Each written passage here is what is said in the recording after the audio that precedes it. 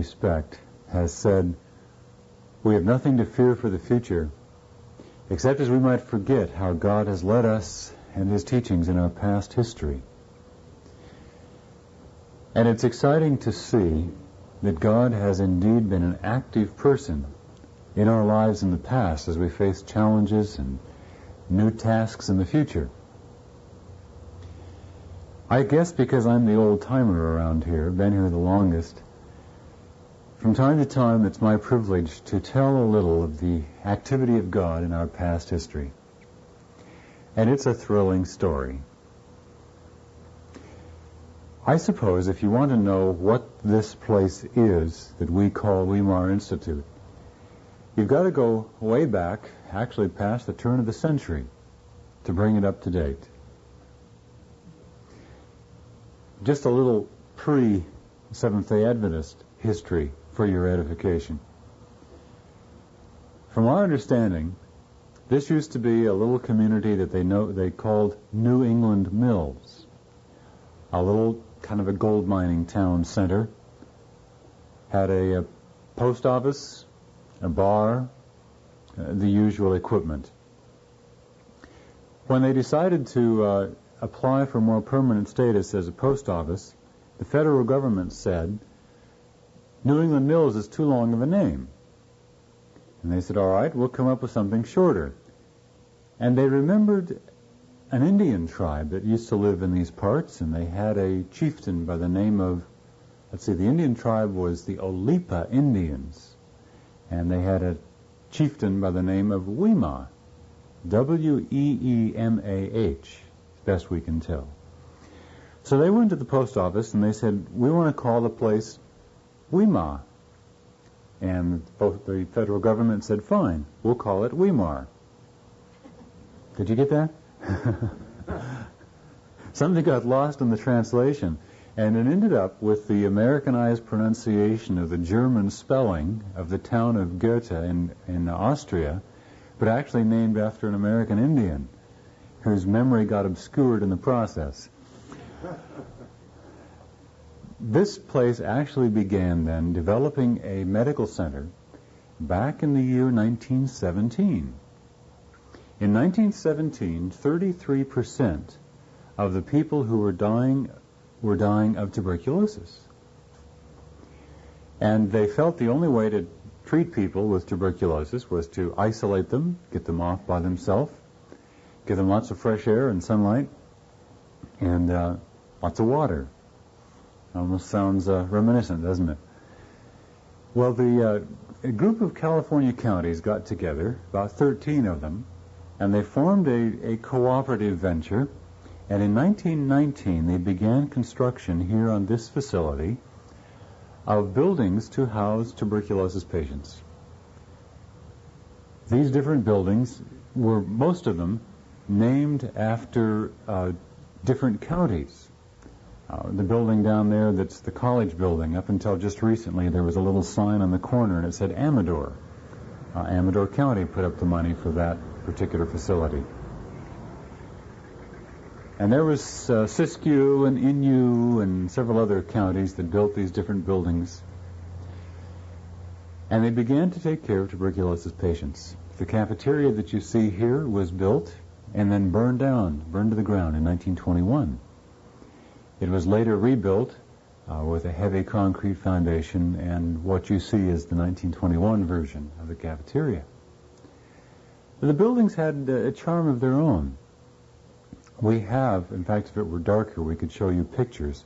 We have some old black and white slides of what this place looked like in 1919. And the building down here that you will come to know as the music building, I have an interior shot of that building. In its finished state, the beds are in there, and over the beds you look and you see slivers of light, and you look closer and you see that the building was put together with just 2x4 studs, and then 1x6 is nailed on the outside. No caulking in the joints, no plaster, no interior sheetrock, and if there's air and bugs coming in through the cracks in the boards, well, that's just part of the therapy. You look more closely and you'll see over the windows, over the beds you'll see some glass windows, but over the rest of the building you see wooden slats with screens. And there were no glass windows in the building, other than just a few to keep the rain out over the heads of the beds.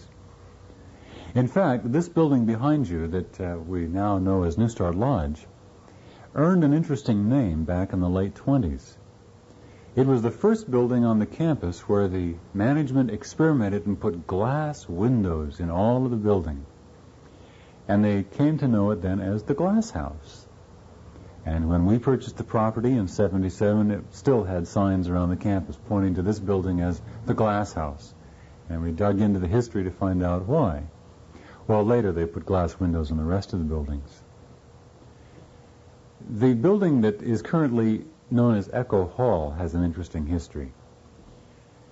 That was built by the federal government. And the federal government felt a strong commitment to American Indians who had tuberculosis, possibly because the place was ostensibly named after an Indian. So they built that as a TB care center for Indians with tuberculosis. And it seemed like a really good idea until they began to discover that the Comanches were gathering in one wing and the Apaches in another and the Navajos in another, and they were having tribal warfare in the hallways. And then after a few people got stabbed, they decided it wasn't such a good idea after all. So they later changed it to be used for minimum security prisoners and mentally ill people who had tuberculosis. And when we bought the property, it had a 12-foot high chain link fence with barbed wire on the top of it, completely surrounding that building. And we thought, oh, how ideal for a girls' dormitory.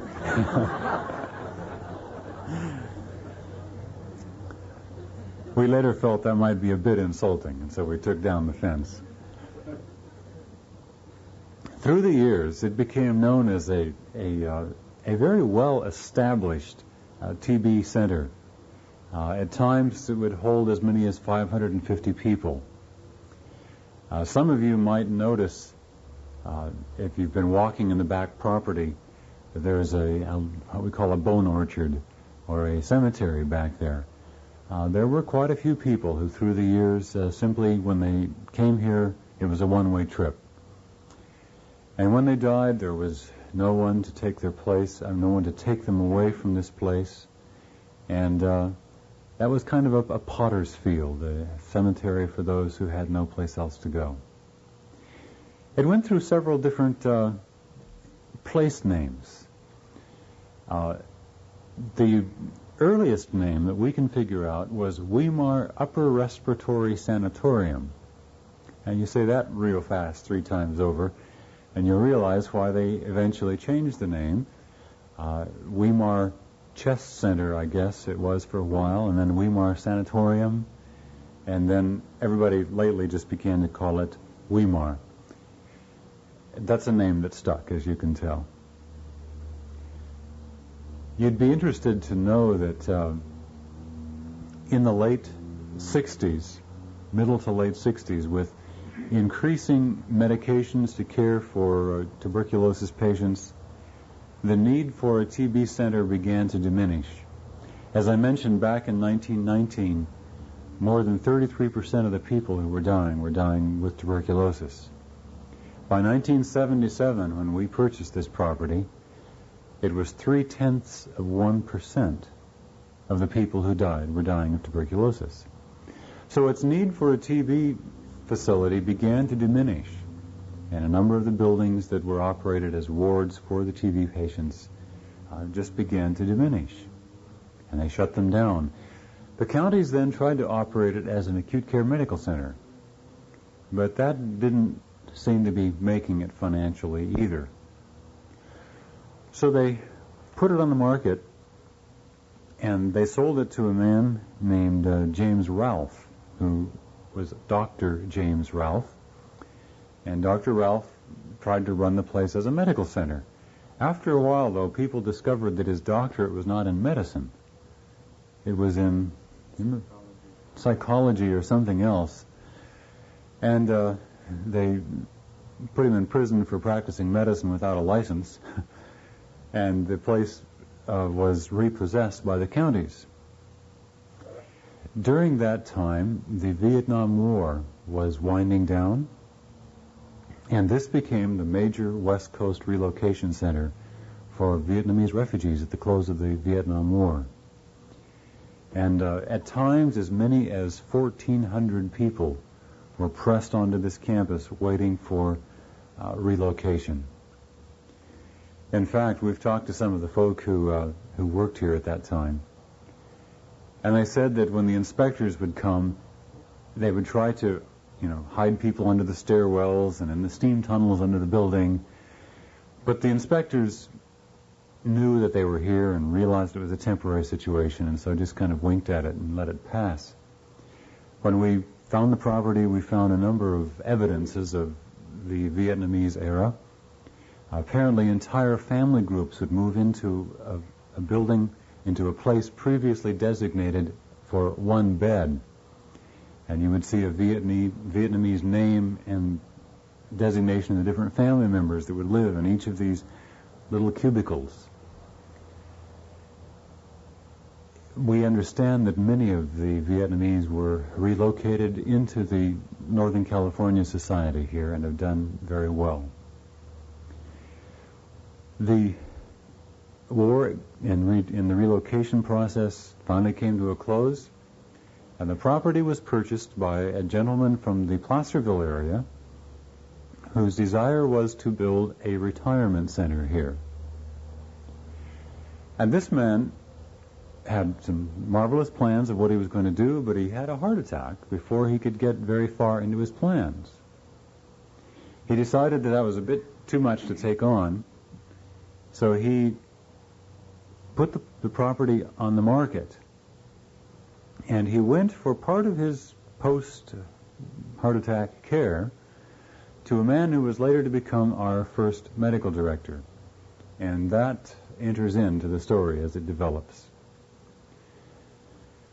Well, where do we begin with the particular group that has now taken over the property? I suppose you'd have to go back to the early 70s.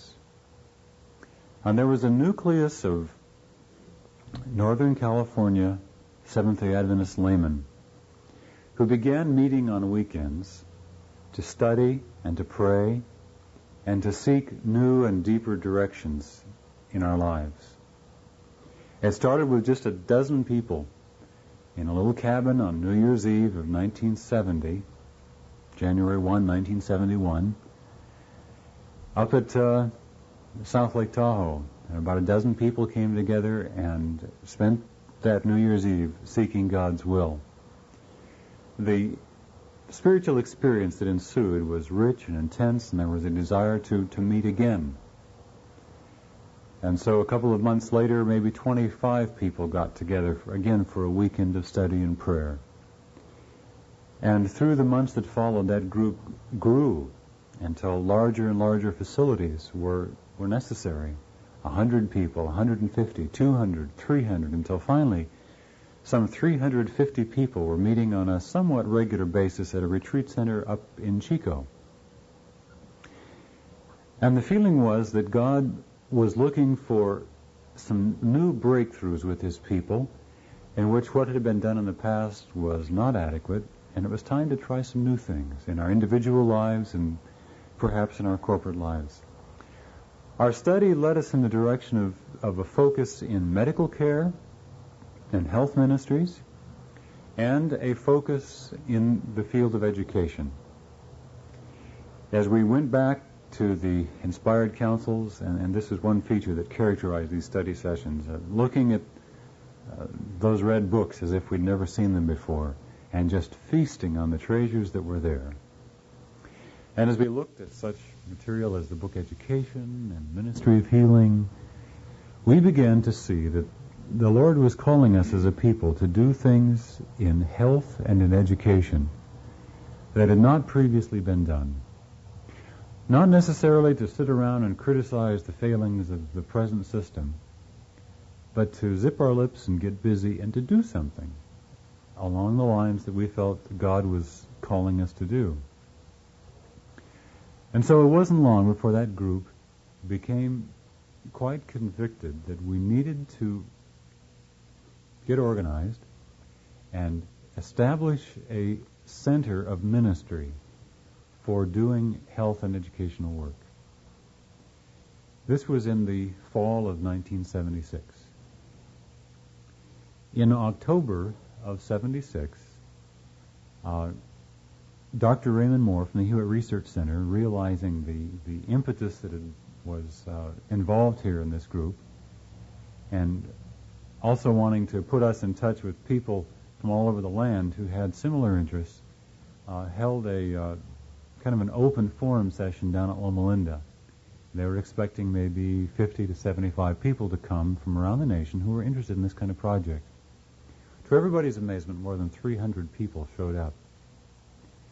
And the weekend was spent in formulating and crystallizing our thinking. Looking around this group to see if I recognize any faces that were there at that meeting. Marilyn, you were there, I remember that. Anybody else here that was there at that Loma Linda meeting? History moves on, doesn't it? Well, a little task force group was identified and given some somewhat informal instructions to see if some property couldn't be found. In February, it seemed like we'd located some interesting property over in the Placerville area, and a meeting was held at the Placerville Church in February of 77. And I remember standing outside the Placerville Church after the meetings and holding some very exciting face-to-face conversations with Bob Fillman, who in time was to become our first president here. That property didn't seem to be all that promising, and that same weekend somebody remembered this piece of property here, that it had come on the market, and several people came over to look at it, and the story began to unfold. During those intense months, I kept a personal journal on a day-by-day basis. Relax, I'm not going to read it to you, but I wanted to prompt my thinking as to some of the specific ways we saw God leading in the days that unfolded. Dr. Moore, back in January, had said to this group of Northern California Adventist laymen, he said, "You people have talked long enough. It's time to, in essence, to use the vernacular, put up or shut up. Have you heard that? Start living your idealism or stop talking, And he said, I've received a gift of $10,000 for use for this kind of thing. It's at your disposal if you want to use it, if that's what it'll take to get your project going. We looked at this property. The owner wanted $1.5 million for it, which we didn't have. He wanted $500,000 down payment, which we didn't have. And he wanted $50,000 deposit just to take it off the market for 30 days to think about it, which we didn't have. But the owner of this property, as I mentioned, had had a heart attack, and he went to visit a physician who was later to become our first medical director, Dr. Keim. And Dr. Keim treated him in such a way that he felt some immediate benefits in a natural modality. And they got to talking, and this gentleman says, I like the kind of medical treatment that you're offering. And he said, I'm interested in this project. He says, I'll work with you on it. Well, there was another group that also wanted the property. Maybe some of you have heard of a group called the Moonies. Well, they also wanted this property, and they were willing to offer even more than he was asking in order to secure it. But he wasn't sure he wanted them here, and the local community folk weren't either. So he began to deal with us, and by making a gift back to the purchase, or back to the organization, he in effect lowered his purchase price from $1.5 million down to $1.15 million, which we still didn't have, but we appreciated the gesture. He was willing to lower his down payment from $500,000 to $100,000. Well, we still didn't have $100,000, but the trend was promising. He was willing to lower his deposit price from $50,000 to, you guessed it, $10,000, which we did have. And he put that down, and that bought us 30 days of time. A very intense 30 days of writing proposals, studying in depth just what we might do here. At the end of that 30 days, on April 21, we called together as many people as we could find who were interested in this project down at the Carmichael Church, just down the hill here, about 45 minutes. And about 70 people came, and we spent 2 hours looking at the proposal as to what we could do with this property to build a health center and a college. We spent 2 hours, as I mentioned, and then we said, this isn't a financial decision to decide whether or not we have the money. We don't have the money. It's not a political decision because it doesn't represent any organized body. It has to be a spiritual decision.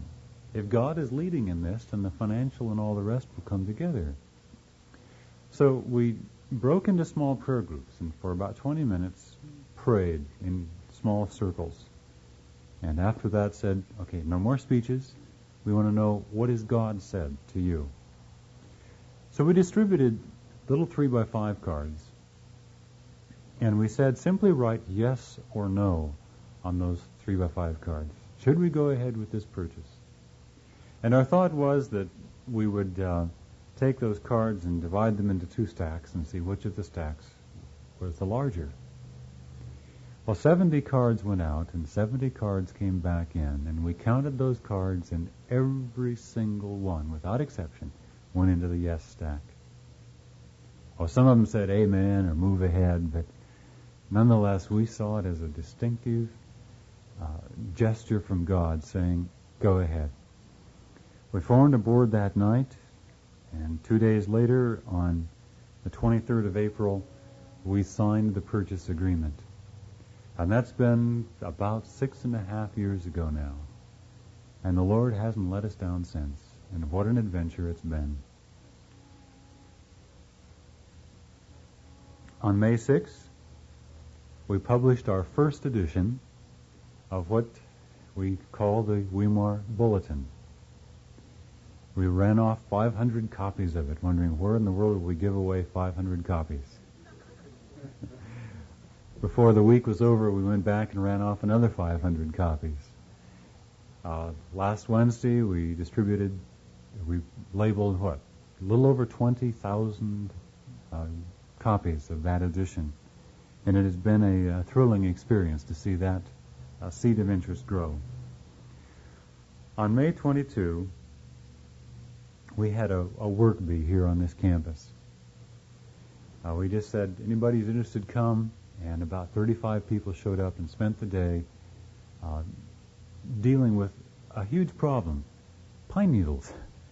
The property hadn't been used for, a long time, several years actually, and everywhere you looked, just layers and layers of pine needles. On May 28th, it was a Sabbath, and we said, we'd just like to kind of open the place up to people who might be interested to come and see what's going on here. So we put some word out in the local churches and said, we're going to have an open house. And just come and walk through the property and see if you can catch a little excitement from what's happening here. And we thought it'd be a good time to sign people up for our bulletin. So we got real courageous and got a little form together that said, sign me up for the Weimar Bulletin. And we were just as outlandish as we could be. We ran off 400 copies of that. And we said, come after church on Sabbath and see what's happening. Bring your lunch. Well, by 11 o'clock in the morning, the parking lot was full. And by 1 o'clock, they were parked clear down the frontage road almost to Applegate. And 1,400 people came and walked through the campus that day. And it, to us, was a strong indication that the Lord He had some readiness in people's hearts for this kind of a project.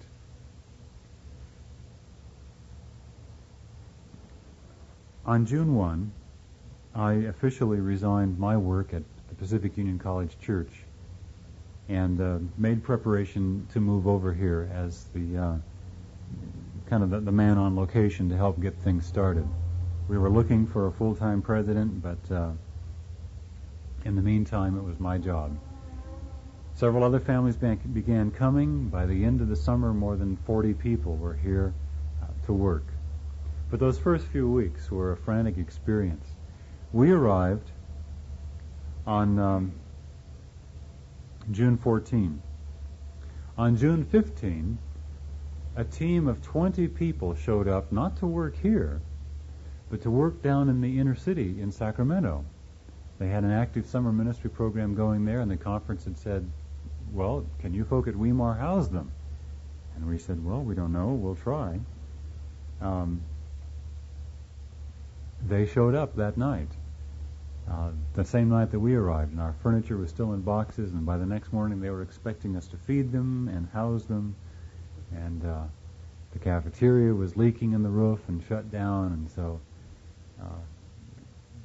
we had about 20 people sleeping in our house that night, fed them all somehow the next morning, and the adventure began.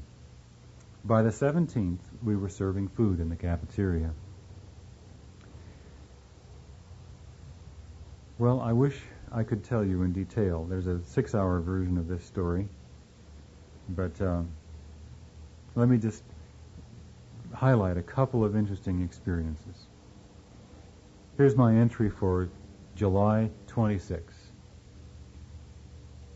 Visits today from Finney and Scalzi of Walla Walla, Lopez from Ecuador, Smith from Illinois, Denmark from Oroville, Pattons from PUC, Allman from Sacramento, Sanders and Smith from the Bay Area. The furniture mover from Southeastern arrives with Irene Wakem's possessions. The Roto-Rooter is here to unclog Pat's sewer. Dale and Edith coming for dinner.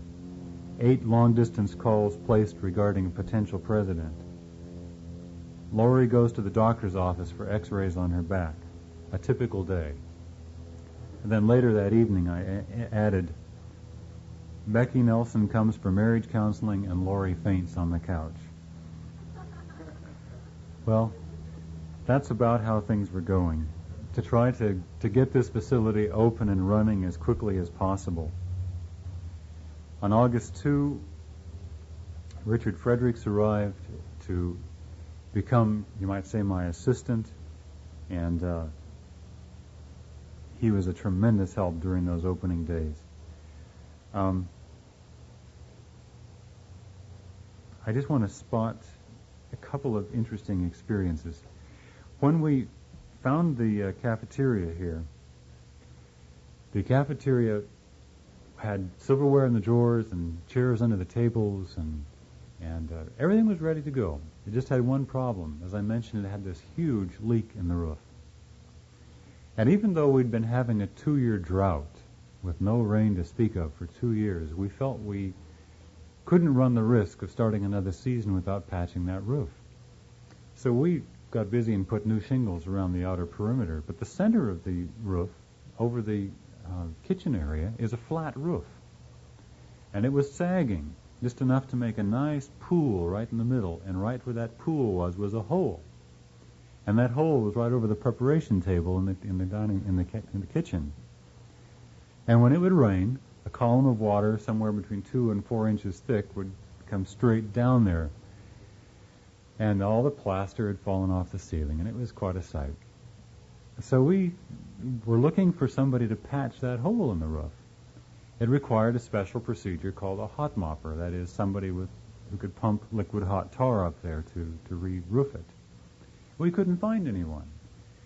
And we called, and all the roofers that we could find who had that special equipment said, it'll be several months before we can get to you.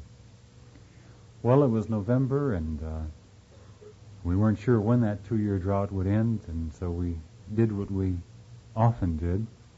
We called a special season of prayer. Each morning we would gather right here in this corner dining room and have morning worship and lay before the Lord our special needs for that day. And I remember getting on our knees and saying, Lord, we need a roofer for this cafeteria. And after worship, I went down to my office and began phoning. And after a half dozen or so phone calls, finally found a pastor in Sacramento who had a brother who was a roofer. Had a church member who had a brother who was a roofer. and traced it on through, and I got in touch with this fellow. Told him of our needs, the size of the project, and he said, great, I'll be glad to help you. But then, the usual, it'll be a month and a half or 2 months before I can break away to do it. Well, we just don't have a couple of months. And told him our situation. And I had this little hunch, you find out in the Lord's business, the Spirit gives hunches. And I said, is there any chance you might be able to break away from your current project and come up and just do this and go back? And he said, well, I don't think so. But he says, I think I could, but the general contractor for this job is really pushing the job that I'm on. I don't think he'd let me break away. And I said, well, who's your general contractor? He said, well, there's a fellow named Ole Walker. And I brightened up immediately, and I said, well, I know Ole Walker. He's a personal friend of mine. And the picture began to brighten. And I said, what job are you working on right now? And he gave me the name and the address of the job, and the picture really brightened. And I said, well, it just so happens that my father is part owner of that project that you're working on. I said, you take your time off, I'll cover your bases. 2 phone calls, and he was free. He arrived here on a Thursday, and got busy and did the job. By Friday afternoon, at about 2 o'clock, 3 o'clock, he'd finished the task. That evening, November 4, the 2-year drought ended, and a rainstorm moved in here that dumped about 6 inches of rain on this place before it was done. And we just knew that the Lord's timing was impeccable, because not one drop went in the cafeteria. Later that week, November 7, an important day, my task as interim director was gladly laid aside, and Bob Fillman came for his very first day of work here on the job. On November 13, a Sunday, the previous Friday, November 11, we came face to face with the fact that the following Monday we owed $12,000 in mortgage payments. We looked at our bank account and found that we had less than $100 in the account. This is where your faith in whether or not God is leading in this project is really tested. In fact, we did something we did on a few occasions. We rang the fire siren as a special call to prayer. On Friday afternoon after lunch, everybody on the campus came, and we again gathered in the dining room there to your right. And we gathered in a circle, and we set before the Lord the specifics. A new project. We did not yet have credit ratings. It would have been very painful had we defaulted on our important $12,000 payment. On Sunday, I visited a nearby town where a group of businessmen and others, professionals, had said that if it really got desperate, sometime they might be able to help us. I met with 7 men, and these 7 men gave me about 40 minutes of time. I explained to them our needs, and in specific, I did mention that we needed $12,000. There was no discussion among them as to what any of them would do. They were courteous. They said, well, we'll talk to our wives, talk to our accountants. You know how businessmen do. And they left. Before they left, I said, I'll be leaving town at 3 o'clock. If there's any chance you could help us, I would appreciate it if you could drop a check by such and such an office by 3 o'clock. At 3:15, I drove by the office. The gentleman there said, well, there's 5 checks in that envelope there, come in different times during the day. He says, I don't know how much is there. I haven't looked. He said, would you like to look before you leave? I said, yes, I sure would. So I opened the envelope and thumbed through those 5 checks and added them up, and they came to the penny to $12,000. And to me, it was just a classic evidence that God was leading. And no more, no less. I stuck it on the visor and drove home and just kept looking at that and saying, Lord, that's sacred money, isn't it? Oh, I asked the man whose office it was, I said, is there any chance that you went through the checks and found out how much they were and wrote the final check to make up the difference? He smiled and said, I thought you'd ask that. He says, no, he says, I wrote my check out last Friday when I heard you were coming.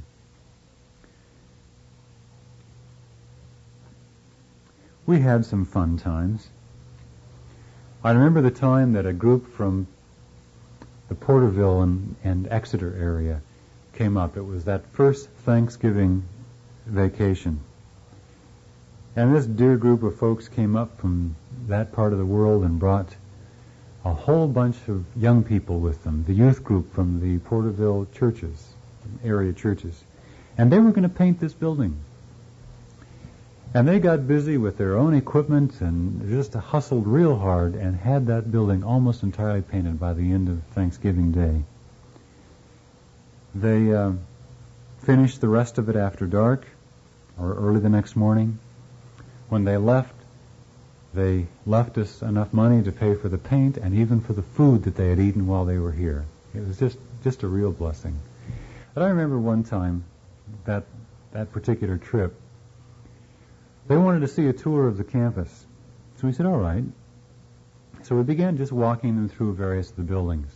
You know, the campus had something of the look of a place that had been secret raptured. You'd walk into a room and here would be desks with paper on the desks and pencils on the desk and nobody around, and other rooms and there would be sheets on the beds and pillows at the head of the bed and linen in the closet and nobody around. I mean, it was a spooky feeling. Well, one of the places that we wanted to visit was down in the basement of what's now Westcott Hall, the science complex. And there was down there, as you'd expect in a facility like this, a morgue. And this is a place, you know, where they deal with the people who've died. And in that morgue was a body refrigerator with long trays where you could lay a body and pull it out. And, you know, most people hadn't seen that kind of thing before in their normal life events. And so, and you walk down to that building, and it's all dark, and nobody's around. Well, we thought we'd enjoy ourselves a little bit here. So my wife's niece, who was enrolled here last spring as a student, this is some years ago, she got an extra key, and my wife took her down there in advance and got some one of these white hospital robes and dressed her in that and put baby powder all over her feet and laid her in the top drawer of the body refrigerator. So we come on, the rest of us now, about 15 or 18 of us, taking a tour through the facility. And it's all dark, and there's nobody around. And we go through the different rooms, looking at the hematology lab and other places. And finally we come down to this room, and we open it. And they walk in, and they say, well, what is this? And, you know, all questions. And they see this scale where they weigh out the different body organs and the table where they do the dissecting. And then somebody says, oh, look, this is a body refrigerator. And somebody else, right on cue, says, I wonder if somebody's left any bodies in here. And about that time, Dr. Stan Wolf, a man of great dignity and stature, reaches over and opens the drawer. And out comes this pair of feet with baby powder on them. I made the mistake of standing in the doorway. And I was literally mowed down by the exodus.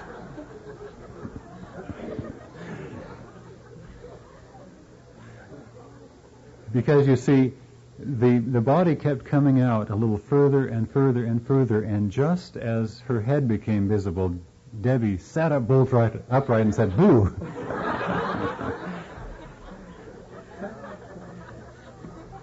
It took Dr. Wolf almost 10 minutes to regain his composure. Well, those were tense days, and we had to find some forms of cheap entertainment to break the tension.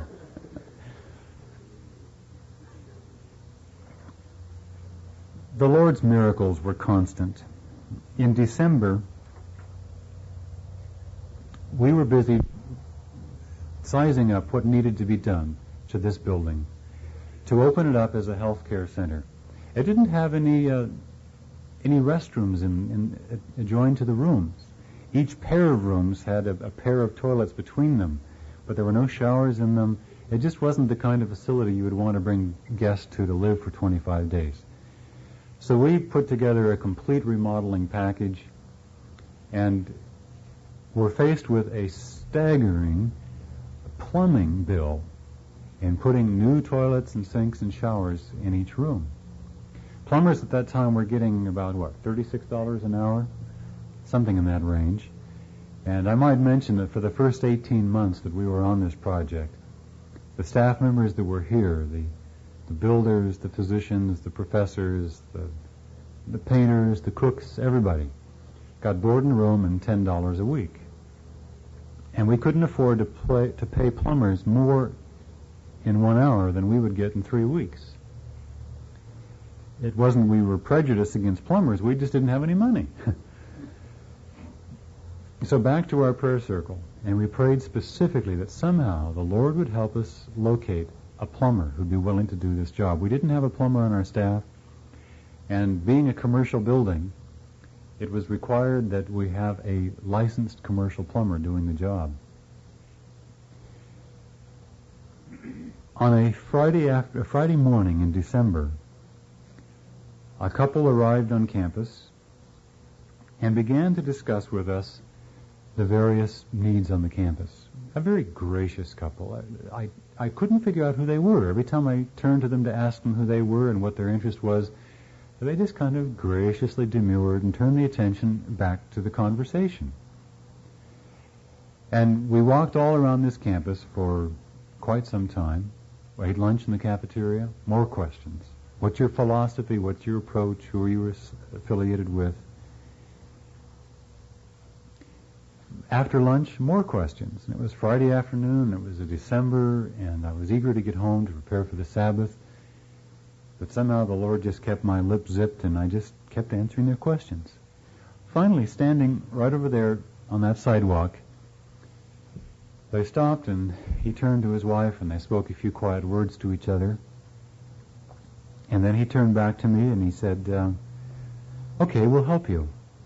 And I said, well, that's great, but help us what? Who are you? He says, I'm a licensed California plumber and building contractor. And he says, we're going to come and we're going to do all the plumbing in NEWSTART Lodge for you. And I just saw it as such a specific answer to prayer. They said, we'll be down right after the New Year's holidays and we'll go to work. Well, we got a Christmas card from them a few days later. And they said, we shall return, be there January 7. And in the meantime, please find a little something enclosed to help buy plumbing supplies.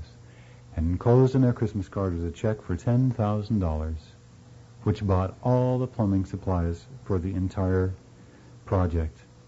Sure enough, they came in January, and he and his wife, the Bakers from Oregon, climbed in and out and under and through that building for what seemed like months. And when they left, the task was complete. They left a very fine pickup for us to have, tools, and a very sweet memory of some of God's best gifts to Weimar in the form of people. Well, I need to move quickly. In January of 1978, we conducted what was to us a very special meeting. We believed that it was time to begin plans for an educational experience. We convened what we called our Educational Advisory Council, and people began arriving from all over the United States. I made a note here of some of the names that were present. There was Paul Hawks, there was Howard Hardcastle, there was Dennis Blum, Colin Standish, Ed Anderson, pardon? Ira Gish, what a character. Tom Garrity, Raymond Moore, Jerry Ord, Edwin Walter, Willard Worth, plus a number of our own staff who were involved. And we convened a series of meetings to study what shall we do for an educational plan for this facility.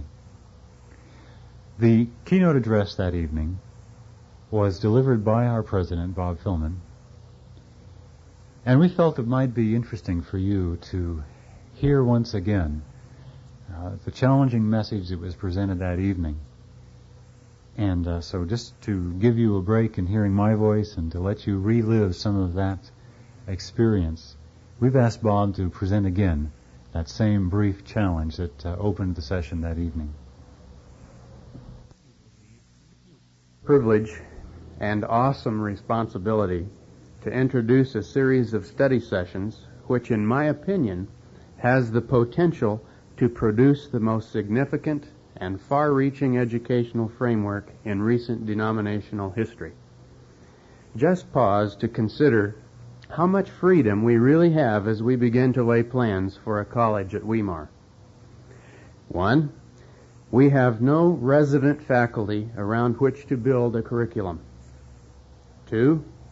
There is no group of individuals holding the purse strings in an attempt to influence the program. 3. There is no sister or parent institution with which we must mesh our course offerings and graduation requirements. 4. Nor is there an accreditation committee staring over our shoulders ready to impose real or imaginary restrictions. It would appear that we have complete freedom to develop an educational program here at Weimar. But do we?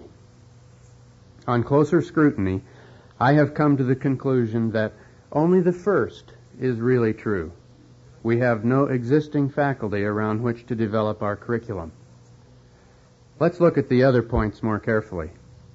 While it is true that no group is attempting to influence our planning by carefully controlling the purse strings, it is also true that we have no human source of revenue. If Weimar is to become a reality, it will become one because God Himself has opened His purse strings in our direction. It will be the work of the Holy Spirit on the lives of those who have means that will provide the necessary funds to develop a college in this place. I believe that God will not bless a project He cannot influence. God has clearly made a great effort to influence the educational program at Weimar in what Seventh-day Adventists have come to call the blueprint. And so, in a very real way, the financial security of our program depends upon our willingness to be influenced by the one who holds the purse. Consider the next point. There is no sister or parent institution to control our course offerings and graduation requirements. And, in a certain sense, it is true. PUC, Walla Walla, Loma Linda, Andrews have no such control. Yet, I'd like for you to review a familiar quotation from the book Education, page 19. He who cooperates with the divine purpose in imparting to the youth a knowledge of God and molding the character in harmony with His does a high and noble work. As he awakens a desire to reach God's ideal, he presents an education that is as high as heaven and as broad as the universe. An education that cannot be completed in this life, but that will be continued in the life to come. An education that secures to the successful student his passport from the preparatory school of earth to the higher grade, the school above. That would strongly suggest that there is, in fact, a parent institution, thus making Weimar a feeder institution with the responsibility of providing prerequisites for the school above. How could there be a stronger control from another institution? The remaining point indicated that there is no accreditation committee staring over our shoulders ready to impose real or imaginary restrictions. My experience with accrediting bodies would suggest that the purpose of the visiting committee is to assist the school or college to determine whether it has a program to successfully meet the goals inherent in its own philosophy. But we have a clearly stated goal in another familiar passage: to restore in man the image of his Maker, to bring him back to the perfection in which he was created, to promote the development of body, mind, and soul, that the divine purpose in his creation might be realized. This was to be the work of redemption.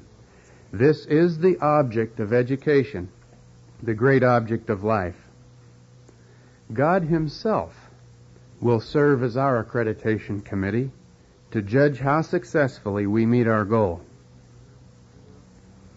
After saying all of this, I still believe that we do have a tremendous opportunity and a great deal of freedom, not because we have complete freedom to do our own thing, but because we have the freedom to chart a new course which carefully follows God's program of education as outlined in the book Education, page 13. True education means more than the pursual of a certain course of study. It means more than a preparation for the life that now is. It has to do with the whole being and with the whole period of existence possible to man. It is the harmonious development of the physical, the mental, and the spiritual powers. It prepares the student for the joy of service in this world and for the higher joy of wider service in the world to come.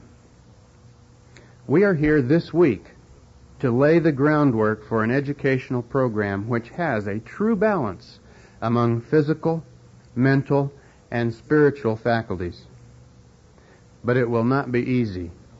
We as human beings tend to be all too willing to assume that when it comes to knowing what is best for us, we are smarter than God.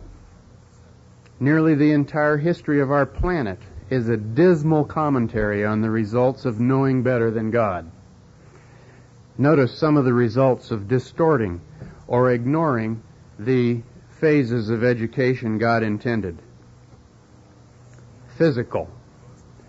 Our country is full of people who are suffering all manner of maladies and diseases which are primarily caused by violating the physical laws of God. God instructed man to work 6 days and rest 1. But our labor unions have continued to demand more pay for less work until we have a generation cursed with idleness. Mental. There is great emphasis upon book learning and theoretical knowledge, which often bring about broken health, as well as placing a stigma on anyone who is unfortunate enough to have to do physical work for a living. Spiritual. A spiritual emphasis is usually left until there is time, and for most there is never time. Spiritual balance is virtually absent in the lives of most people, resulting in a society where there is no such thing as wrong unless you get caught. These distortions and imbalances have brought about conditions in our society that clearly illustrate the futility of trying to outsmart God. I know that you will agree with me when I say that I am totally convinced that our God, who designed and created us, is the only one who really knows what is best for us, physically, mentally, and spiritually. And that is the scope of true education. Our job the next few days is to sort out the underlying principles in the abundant counsel we have, and then to apply those principles in a program that will truly represent God's ideal for this time and this place. During the time we are together, we will be looking at 3 major areas. 1, what type of student do we wish to produce? 2, what curriculum will accomplish that task? And 3, what spiritual programs will provide correct balance and encourage continuous growth? When we have answers to these questions, we will be in a position to propose a balanced program to accomplish those goals. All of you have spent time studying the counsel, and many of you have certainly had more experience in education than I. It is not my intention to begin tonight trying to guess what our conclusion will be on Sunday. Rather, I just want to express my pleasure in having such a group assembled to work on an educational plan. All of you are strong individualists and have a tremendous amount of experience and wisdom to share. I hope and pray that we can develop a working relationship that permits free expression of ideas and yet maintains a unity of spirit and purpose that will be productive. Maybe what I am requesting is that we can concentrate on our goals without becoming sidetracked. As we prepare to look at an educational program for Weimar, I would like for us to look briefly at 3 examples of education from the Bible in order to glimpse what seems to me to be the true center of Christian education. First, look at Moses. From the time he was 12 years old until he was 40, he had the best education available to accomplish man's objectives in man's way. Then, he tried to do God's work in man's way and failed. It took God 40 years to help him unlearn all that and to learn what he really needed to know. He learned that he was not big enough or smart enough to conduct God's program in his own way. He learned to distrust himself and to trust God completely. He developed a love unmatched by anyone other than Christ, which was demonstrated when he was willing to put his own eternal life in the balance rather than to see a group of ignorant, obstinate slaves whom he loved destroyed. As a result, his name will be linked with that of Christ throughout eternity as the redeemed join their voices in singing the song of Moses and the Lamb. The second person is Peter. For 3 years, Peter had the best teacher the world has ever known, and yet he learned his lessons the hard way. He continually wanted to do things himself, in his own way. Once he almost drowned because he wanted to do it himself. It wasn't until he denied his Lord that he really got the point, that he could only win by distrusting himself and totally trusting Christ. As a result, Peter was able to preach the powerful sermon at Pentecost, which became a type of what will happen when the Holy Spirit is poured out with latter rain power. The third is Paul. Paul had the best education available in his day. He was a member of the General Conference Committee at an early age. He thought he was doing the Lord's work when he was stoning and beating and arresting the early Christians. When he was converted, the Lord took some 15 years to teach him what he needed to know. Paul developed an entirely new concept of God when he met Jesus Christ personally. As a result, Paul became the greatest evangelist this world has ever known. He purposed to teach only Christ and Him crucified, and was responsible more than any other one person for taking the gospel to the entire world in one generation. I submit that these 3 examples point out what must be the center of all phases of the educational program at Weimar.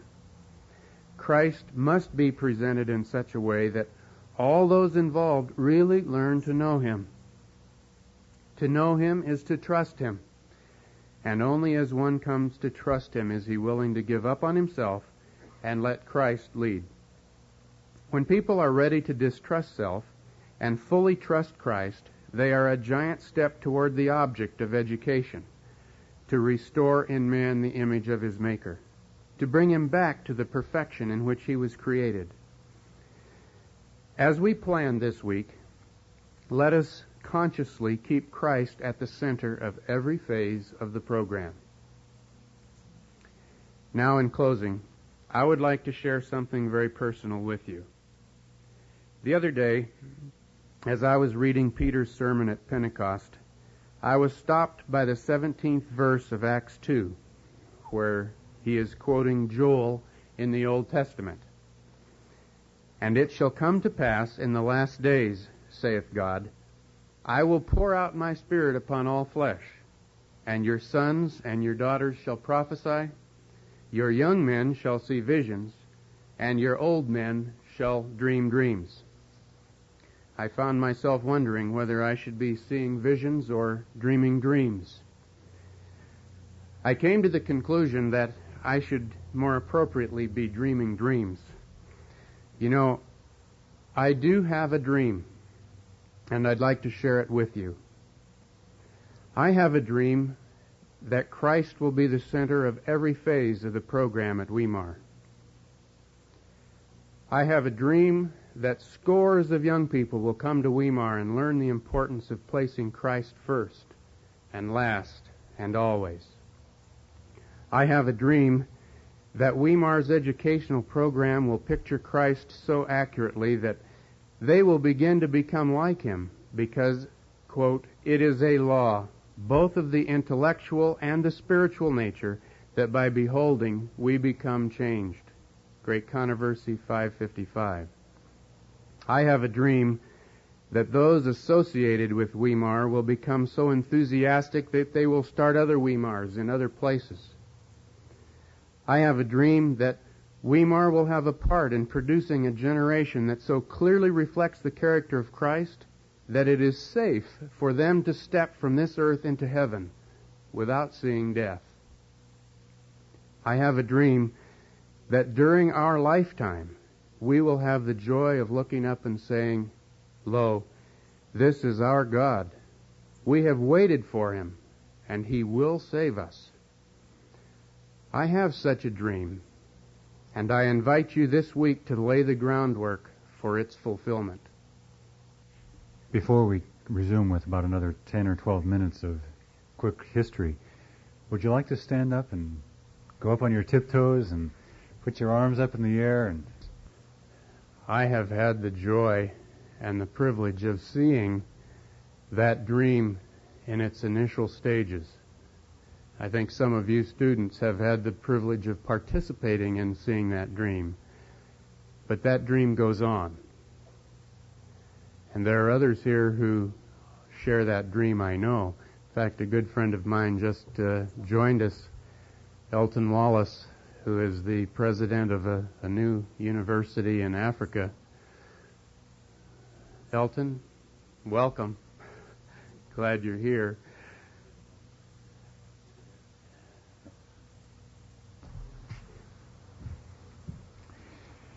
it's always hard in telling the story of the way God has led in the past to know what to choose. Let me just tell you several personal experiences that I think give you something of the feel for what was happening at that time. As you can guess, finances were extremely tight. Starting a project of this nature with everything ahead of you that has to be done and no financial institution standing behind you, you look for where you can to find financial assistance. On the 4th of July, 1978, being a holiday, the entire campus was shut down. A man drove up to the front gate in a new Plymouth sedan and sat there honking at the front gate until somebody somewhere around the campus heard him honking and came down and opened it up. And that introduced us to a very interesting personality, a gentleman from down in the Bay Area who owned an art studio in Sausalito. And he and his dog came on the campus and walked around and seemed very interested in what we were doing. And first of all said, "You folks need a swimming pool here." He said, "I like what you're doing. I will help fund the building of a swimming pool." Well, that was curious and interesting, and we were willing to listen. And the longer he talked, the more excited he became, until over a period of several weeks, as he kept coming back for return visits, his offer finally escalated to the place where he was willing, since he had no living heirs and no relatives, he was willing to write us in as the recipients of his will, which he claimed in assets and properties was worth somewhere between $2 and $3 million. Well, that's always good news to hear. He wanted Bob to be the executor of his estate. He wanted us to immediately become executors of some art treasures that he had, and so on. a member of his present foundation. He was trying to set up a charitable foundation to make sure that his memory was retained throughout the ages. There was only one stipulation that he placed on this marvelous gift, and that is that he didn't like the name Weimar, and he wanted us to rename the institute after himself. And, I in some settings, I suppose that might have been tempting. What's in a name? We felt no great urgency to perpetrate the name Weimar forever either, but why not? But we, without batting an eye, I can remember Bob Fillman looking at him and without a moment's hesitation saying, well, that just won't work. Well, why not? Don't you want all that money? Well, you see, President Fillman explained, Weimar Institute exists solely for the glory of God and not for the glory of man. And we believe that to name the institute in whole or any of its parts after a human being would be to divert the glory from God to man. And we want God to get all of the credit for what has happened here. And this gentleman said, I don't believe you. He says, I'm certain that if you take that request to the board members, they will vote you down, and they'll vote to accept the gift and to name it after me. And so Bob said, okay, we'll be glad to follow through on that and take your request to the board. Oh, but he said, you will prejudice the board. And Bob promised that he would not, and even prepared with him the essence of his speech to the board. Well, our board met a couple of days later, and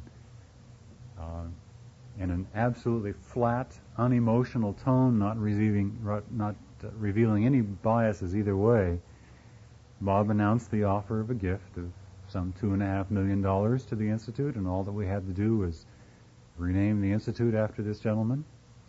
And the board members, to the person, right around the circle, again without a moment's hesitation, voted it down flat. And this gentleman went away amazed and puzzled about these strange people who insist upon giving glory to God. We have not looked back in regret 1 second upon that transaction. We believe that if we do the business in God's way, God himself makes himself accountable for seeing that it succeeds. I remember that first December. It was a December evening, late in the month. Most of the staff had gone for the holidays. A little group of us met down in the administration building to study and to pray. We had come to the conclusion that we needed $500,000 by the next spring in order to complete this building and the other things that were necessary to open the college. $500,000. And we didn't have that, and we had no clue where it was going to come from. And we looked it over and we said, within 100 days, we need that money. And we went to our knees and we'd pray, and we'd get up and we'd talk and think and study and go back to our knees and pray again. And all the while the phone was ringing in the background. And we kept thinking, what a nuisance. We're busy doing the Lord's work. Why should we be hassled with the telephone ringing? So we let it ring and kept talking and praying. $500,000 in 100 days. Finally, my wife came over from the house, and she knocked on the door, and she said, why don't you answer your telephone here? I've been trying to get a phone message through to you. And we said, well, we've kind of been busy. And she said, well, one of the board members was calling, and she and her husband have felt convicted, as they were studying and praying tonight, that they should make a gift of $5,000, and that they should phone you tonight and tell you that that gift is coming. And that's them trying to phone you. Well, we're a little thick-headed, I guess, but it finally began to dawn on us.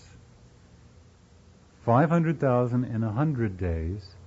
Here's 1 day, and here's $5,000.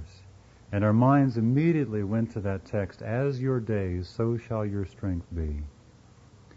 And God was trying to tell us, don't worry. The money will come as you need it. We went back to our knees, not so much with begging and pleading, but now with rejoicing and praising and trusting. We sent out a fundraising letter, and within a few weeks, we tallied up the results, and more than $97,000 had come in. I've never gone back to count up to see whether we ever did get exactly $500,000 in 100 days. The Lord is smarter than we are, and He knows what our needs are more specifically than we. All I know is that as we've had needs, the Lord has met them.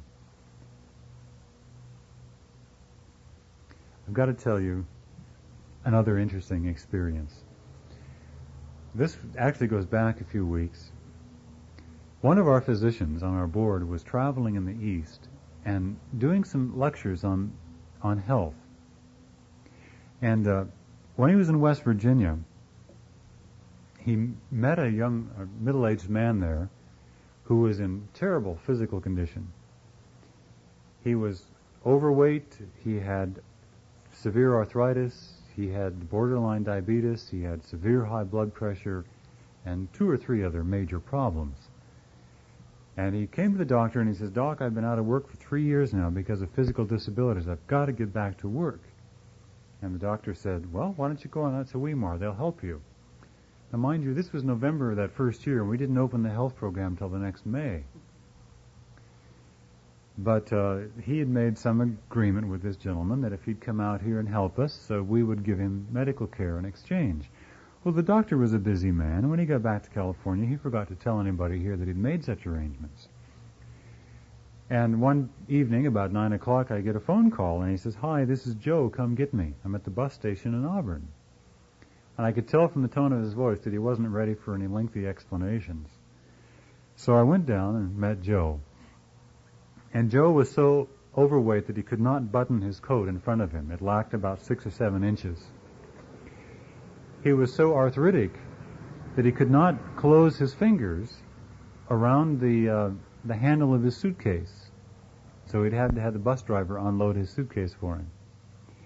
And he was so tired from traveling in the back seat of a bus for 3 days and 2 nights all the way from West Virginia in the midst of cigarette smoke and the rest, that he was just in no position to talk. So I sensed the situation and put his suitcase in the back of the pickup, and we drove back up here, and we tucked him in bed, and we said, "Joe, get a good night's sleep. We'll talk in the morning and figure it all out." Well, the next morning we were gathered over here in this prayer circle again, and it was just starting to get gray.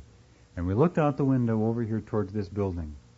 Now, remember, this was a campus still at that point full of leaky roofs and orange-colored buildings and pine needles all around and dry lawns. It wasn't much of a professional-looking institution. Well, Joe had been up since 4:30 looking over this facility where he was supposed to receive all this quality medical care. And he walked up this doorway and on into the dining room, and we had just finished singing and studying the scriptures, and we were just ready to kneel in our prayer circle. And he walked in, and he stood there, and he looked at us, and he said, "You people are crazy." And I allowed us how he was probably right. He said, "I've come all the way from West Virginia to get treatment in a place like this." And with one sweep of the hand, he took in all the mess around him. And it just overwhelmed him, and he started to cry. Well, those dear saints gathered around in that circle just jumped up immediately and swarmed Joe and drew him into the prayer circle, and everybody prayed for Joe. And after breakfast, we began to piece the story together. And we said, "Okay, let's see what we can do. Eat some good food." We improvised some hydrotherapy using mop buckets and whatever else we could find, and tried to put him to work. Had him put up a bulletin board. Well, he couldn't hold the hammer, so he dropped the hammer. He got down on his knees to pick up the hammer, and he couldn't get up off his knees, so he just kind of laid there on the floor and cried. And we said, "Joe, forget it. Lay in the sun, eat some food, drink lots of water." Well, to make a beautiful story much shorter, Joe walked in about a week and a half, 2 weeks later into our morning prayer circle, and he stood there and he says, "Guess what?" And we said, what? And he said, look. And he put his hands up like that, and he flexed his fingers, and he did some jumping jacks. And he says, the pain is gone. Well, over the next 2 months, Joe lost about 45 pounds. His blood pressure came immediately down the normal range. The arthritic pain was gone. The diabetes came under control. And he threw his medicines away. And all we were doing was mop buckets and good food, you know. But it was to us a powerful statement that we were dealing with remedies here in our health center that had tremendous implications. And that was something that was very valuable to us later on as we opened our health center. Well, where should we go from here? September 23, 1978. Students begin to arrive, and am I ever excited? We reflect on some Bible passages about beginnings, and we pray together. September 25. Registration goes smoothly. 37 students enroll with several more on the way. And I look around this group today, and I only see one face that was present there as a student at that time. Where are you sitting, Marty? Hello, Marty. Back now to finish up her senior year. Do you remember Scott Richards and... no, wait a minute. Dan Evelyn, you were there. Yeah. Of course, Dan. I'm sorry. Dan? Anybody else here? Maybe my memory's worse than I thought. I've looked back over the years and I've wondered what prompted those young people to stake their educational future on a brand new, unknown experience. And all I can say is that these were people who were willing to make decisions based not on past history but on God's calling. Based not on the luxury of the facilities but on the potential of a program that follows God's plan. We had 45 students enrolled that year, 65 or so the next year, about 85 the following year, about 112 the following year, and we've continued to know God's intense and rich blessings. The story could continue. Financial breakthroughs of bringing people here to join the staff, all of them with miracle stories behind them. Someday you'll have a chance to hear Bob Fillman tell about the arrangements that the Lord worked out for him to come here. But through it all, there's been one constant thread. Our God is reliable. And when you're out here, shall we say, as they say in the business world, you're operating naked. That is, you are utterly exposed. There's no multi-million-dollar endowment behind you. There's no big corporation surrounding you that will vote you $1,000 when you need it, or $100,000. Yeah, yes. The legal definition of a vagrant is that you have no visible means of support. We're a vagrant organization. But we have chosen to put our confidence in the invisible means of support, and He has proven reliable. We will find many challenges during this coming year, but we invite you to enter in to that same adventure. Jesus said, if you seek first the kingdom of Jesus Christ and His righteousness, He makes Himself accountable for seeing that all of our needs are met. And our prayer is that you will find that to be the case in your own lives and your own heart in the year ahead. We have nothing to fear for the future, except we forget how our God has led us and His teachings in our past history. Let's keep remembering who our God is and rejoicing in His goodness.